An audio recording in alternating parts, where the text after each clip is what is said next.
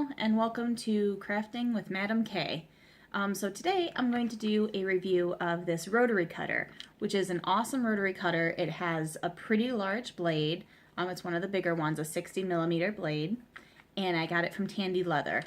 It has some safety features with it, which are really nice. Like there's a lock on it, so once it's locked, it can't come out. So that's awesome for, so you don't accidentally hit it and accidentally cut yourself. Then you just pop that button, you can unlock it, and then you hold that button down to release the blade to start cutting. You can hold that down and you can pop the button back in place, and now the blade stays out, so you don't have to hold that handle the whole time. That way you can make sure to use it in a way that is easy for you and able to cut. So this blade is extremely sharp. Like I said, I got it from Tandy Leather, and I just got this one about 2 days ago.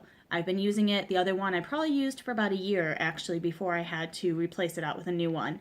And the brand new one makes a huge difference. It just comes razor sharp. So one thing I've learned about cutting with these is they are really best for larger items, like cutting thicker items, like cutting leather.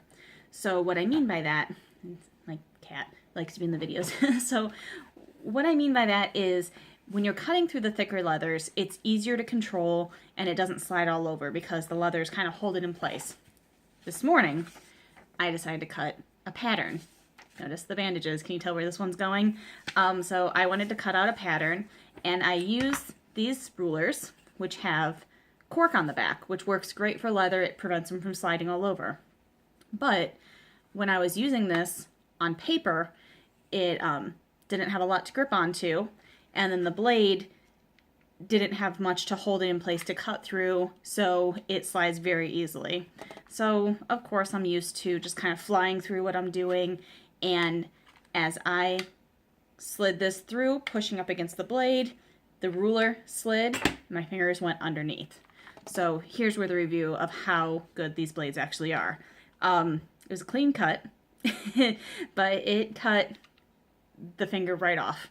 It was barely hanging on there by a thread. It didn't actually hurt that bad because I think it went into shock and it was such a clean cut, but it definitely did, with almost no effort at all, cut straight through the tip of my finger, and I had to go get 3 stitches to put it back on this morning. So what I learned is not only pay attention with this. I'm sitting right now. Don't cut things sitting. You don't have enough control. Stand up, go slowly. Hold on to your rulers. Don't use a lot of pressure. I'll probably get some Kevlar gloves because I've cut myself before, and not this bad though. And I'll use an X-Acto knife for cutting patterns from now on. Every tool has its purpose. This one's purpose is not easy paper cutting. This is for cutting through hard, more durable fabrics.